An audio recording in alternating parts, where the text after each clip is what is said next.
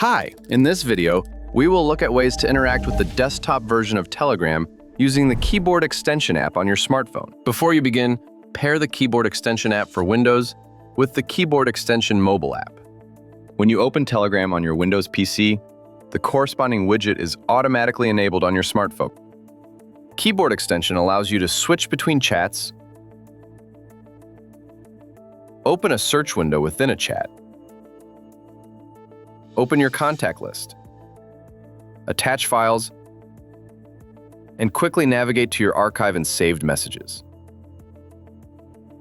With Keyboard Extension, you can quickly format your message, enable italics and bold text, underline and strike through text,